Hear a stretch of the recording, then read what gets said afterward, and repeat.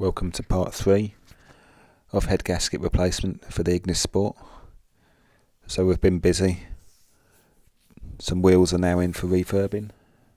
Some new centre caps ready for these wheels. We have a new follower, Andrew, in Serbia. Very nice looking car this, very clean. Some nice wheels, not seen these before.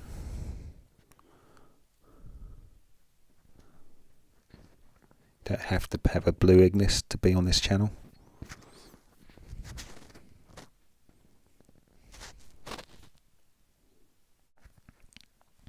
So we went to a car show. All sorts of cars there. I did a wheel bearing. Easy.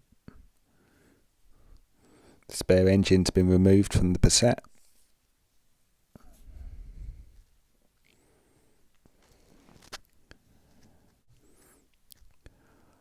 Whilst the engine was out the car, I made up a new brake line which goes across the engine bay. Yet another job to get done. Access is impossible with the engine in. I sourced some gaskets for the exhaust to make sure it wouldn't leak. I repaired the hanger in the centre, which seemed to break on these cars, and also break on the Wagoner, other Suzuki derivatives. So if you cross-reference the part number for this gasket on the end of the manifold here, you will find it's common to many cars. So if you watch my other videos, you see that we did the clutch.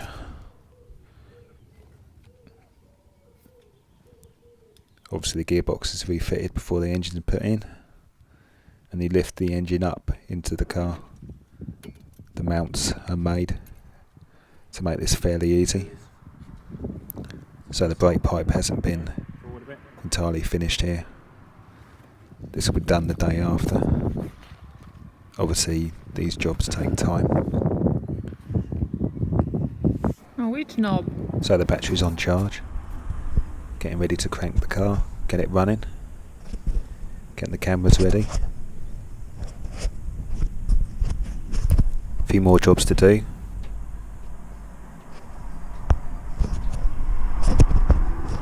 This was the second day of the weekend. So we need to get underneath, get the exhaust done up. These threads have been retapped with an M10 by 1.25 fine thread plug tap.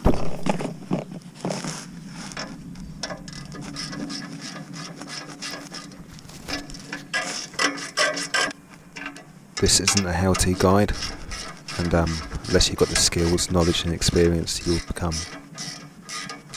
very unstuck on many of these jobs. Hopefully, even if you're not doing these jobs, you can have a good look around the Ignis and see the aspects of doing various jobs, including the easier ones. So a few taps on this mount I've just re-welded, just to line it up. Got a nice new rubber on there from Suzuki, probably £1 million. Nearly forgot to do up the bolts here for the drive shaft bearing support bit here.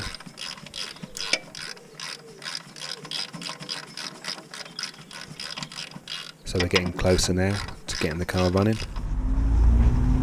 Don't forget to put oil in the engine.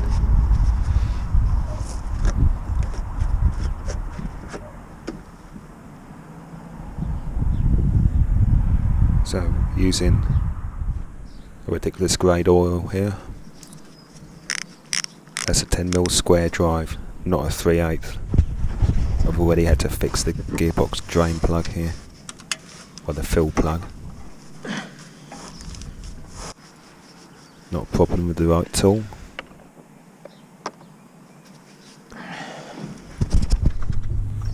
We also have some expensive fancy gearbox oil here as well. These are probably worth more than the car. This is my concession to modifications. Another quick upgrade tip: grease your mechanism of the gearbox on the top, because the old grease gets dried, sticky, and just horrible. So the gear change now is positive, clicky and light, all good. Now the engine harness goes to the bulkhead here, plugs into the main harness of the car, very easy to do, and the fuse box clips back on the bulkhead here.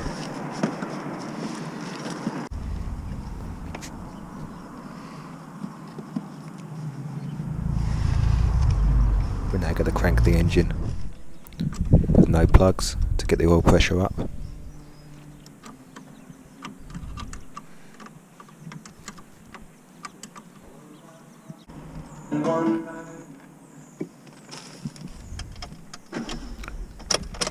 I've already cranked the engine by hand to give the oil pump some priming, and we now need to get the oil light to go out before we think about running the engine.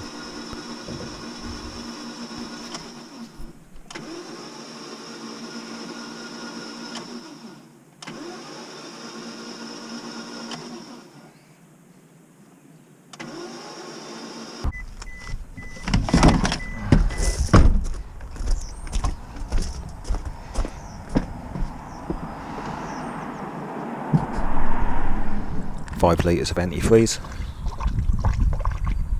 pre-mixed.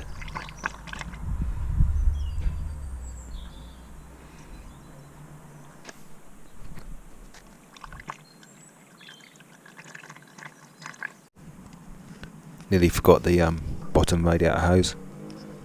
Subsequently, these hoses have been replaced on the bottom, the top and the heater hose. That's the third time I've ordered them. This time from Germany via the internet, and they came first to Suzuki dealers, disappeared. Obviously a pain to have to drain the coolant down to put the new hoses on. Starts on the button. No error codes, no engine fault light.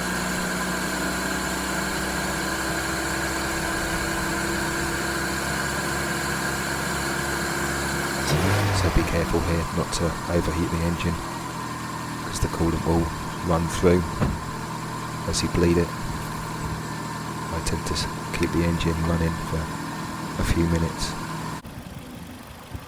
until all the coolant's in the engine, or nearly all the coolant. Get a bit angry here. I've not fitted the rocker cover gasket correctly, and it was leaking a bit of oil out. That was what the funny smell was. Never mind. A few bolts to undo, and all the coils.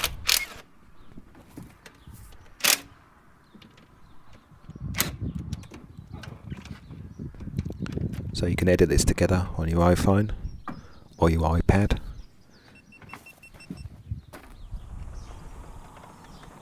So we're getting the engine back together now. All the tools on the floor, not ideal to do with a trolley. And I'm learning as I go, because I've not had one of these cars before.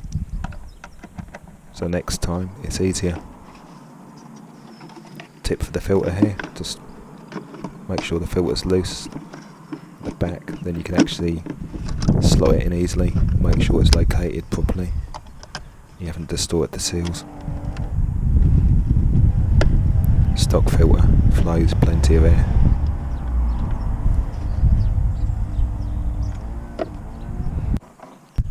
Make sure you've got a copy of the manual, and make sure you follow the instructions on bleeding. It will take you several goes to bleed through all the water. You can also have the radiator higher, have the front of the car jacked up. That also helps.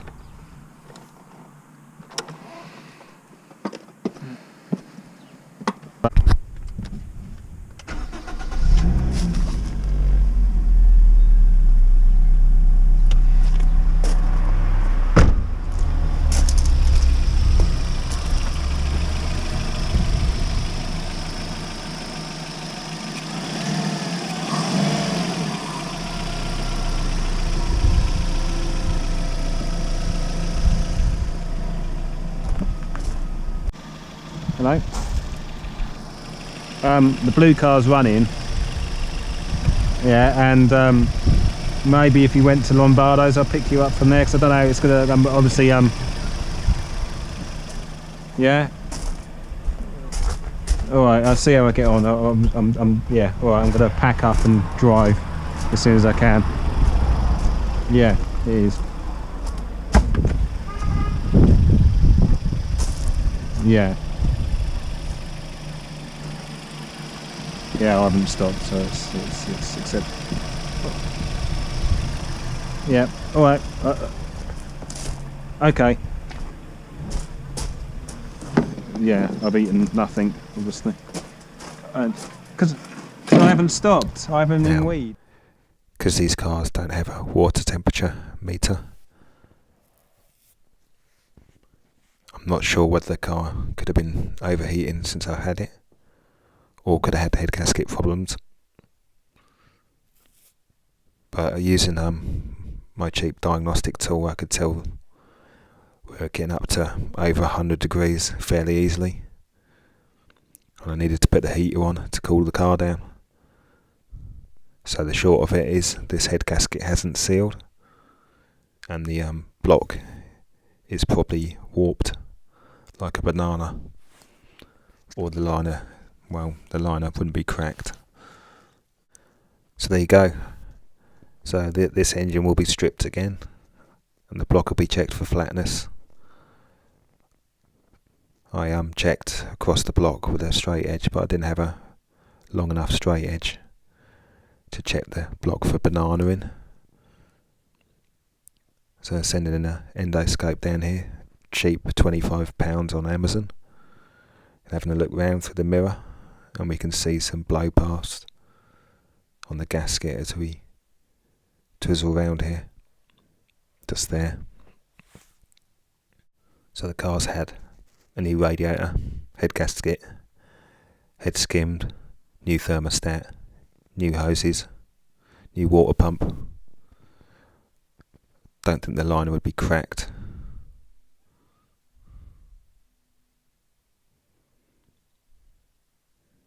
But anything's possible. I have another engine, which was an eBay bargain, which doesn't look too bad, although that has had an head gasket job done on it. Looking inside, it doesn't look too bad. It doesn't look to be any blow-by, so I may take my chances on that. I didn't deck the original engine due to the increased cost, probably £50 plus to deck the block, and also new oil seals on the crank, probably some other ancillary work, and some other gaskets, just trying to keep the cost down and also get the car on the road. But there you go. So if this doesn't bankrupt me, we will continue with the rebuild of the engine, and also give you a follow-up on the eBay bargain engine. Thanks for watching. More videos in the pipeline.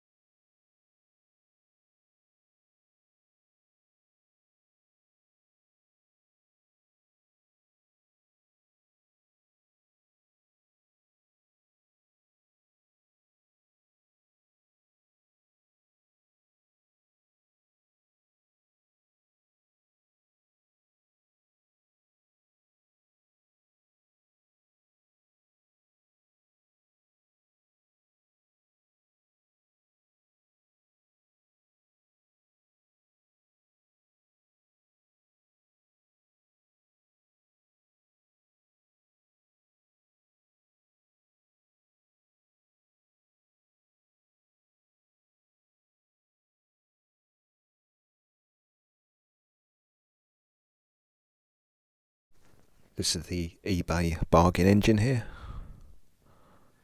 Doesn't look too bad.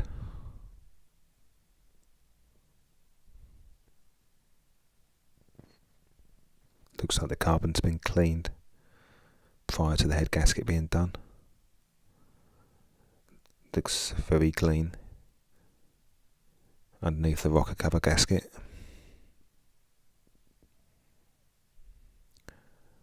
I may put the camera in this sump, have a look round.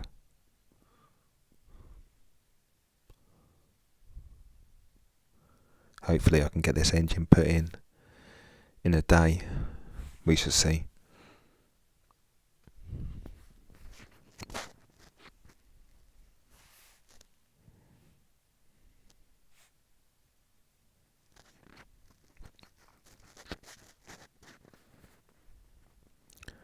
I'll try and save the gearbox oil. I'll also try and save the engine oil, because the costs add up. Here's the eBay bargain engine. It's missing a couple of ancillaries here, which is a pain. And I shall fix this catalyst heat shield. Thanks for watching.